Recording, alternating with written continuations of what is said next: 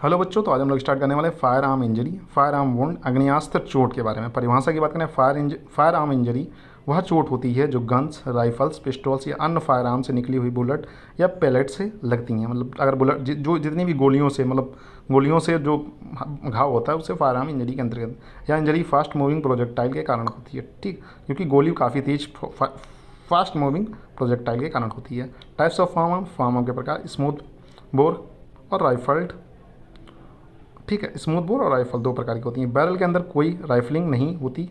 Example country made gun, double barrel gun, pellets निकलते हैं, ठीक है। कोई राइफलिंग वगैरह नहीं होती। राइफल्ड गन बैरल के अंदर स्पायरल ग्रुप्स राइफलिंग होती है। एक्यूरेसी और वेलोसिटी इसमें ज़्यादा होती है, उसमें कम होती है, ठीक है। बुलेट्स निकलती हैं, एग्जाम्पल राइफल, रिवॉल्वर, पिस्टल, ठीक है। इसके अंदर स्मूथ बोर गन में क्या होती है, शॉर्ट गन्स होती हैं। बैरल के अंदर कोई राइफलिंग नहीं होती है। Example country made gun, double barrel gun, ठीक है। पैलेट्स निकलते हैं इसके अंदर से छोटे छोटे, ठीक है, जो जाके नुकसान करते हैं। तो mnemonics for types S R याद कर सकते हैं। स्मूथ बोर पैलेट्स निकलेंगे और राइफल में बुलेट निकलेगी। Types of form of injuries, contact shot, muzzle skin को छूता है, मतलब किसी ने बिल्कुल बंदूक बिल्कुल आपके स्किन में लगा के अगर गोली मारी तो कॉन्टैक्ट शॉट के अंतर्गत आ जाएगा।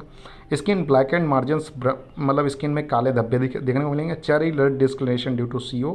स्टार शेप्ड वुंड, वुंड जो घाव होगा वो स्टार शेप का होगा।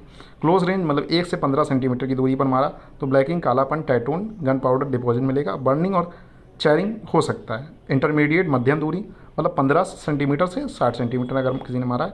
Rotating prominent but no burning वगैरह नहीं देखने को मिले। डिस्टेंस, मतलब बहुत दूरी से मारा है, अगर 1 मीटर से ज़्यादा दूरी से मारे कोई ब्लैकिंग नहीं मिलेगा, कोई टर्निंग मिलेगा, क्लीन एंट्री बॉन्ड मिलेगा। तो इसकी ट्रिक क्या है, CCID, मतलब CID याद कर सकते हैं। C से कॉन्टैक्ट, C से क्लोज, EI से इंटरमीडिएट, D से डिस्टेंस।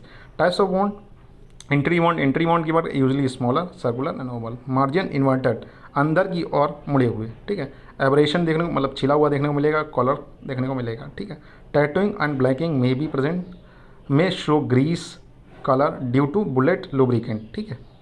एग्जिट बॉन्ड के बारे में बात करें, बिगर होगा, इरेगुलर इन शेप होगा, इरेगुलर इन शेप होगा, ठीक है।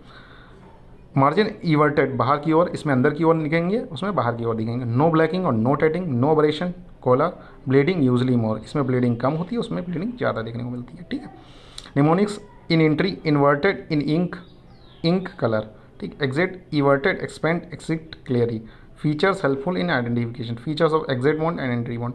इसका जो एंट्री बॉन्ड एग्जिट बॉन्ड को हम लोग मतलब डिफरेंस में समझते हैं। इसका साइज, वुंड का साइज कैसा होगा, इसका स्मॉल होगा, उसका बिगर होगा। मार्जिन इसका इन्वर्टेड होगा, इसका इवर्टेड होगा। एब्रेशन कलर प्रेजेंट होगा, इसमें एब्सेंट होगा। ब्लैकिंग और टैटूइंग मे भी प्रेजेंट, इसमें एब्सेंट होता है। ब्लीडिंग लेस होती है, इसमें मोर होती है, ठीक है। चाहे तो आप, अगर आपको ऐसे याद होता है तो आप ऐसे याद कर सकते हैं, नहीं तो आप मतलब डिफरेंस के तौर पर भी याद कर सकते हैं। फॉरेंसिक में अगर क्या इंपॉर्टेंट, नेचर ऑफ वेपन का पता चलता है, रेंज ऑफ फायर का पता चलता है, ठीक है। इसे मेडिको लीगल इंपॉर्टेंस में आप डाल सकते हैं, ठीक है। रेंज ऑफ फायर का पता चलता है, डायरेक्शन एंड एंगल और उसका शॉट का अनुमान, होमिसाइडल, सुसाइडल या एक्सीडेंट के बीच का अंतर पता चलता है।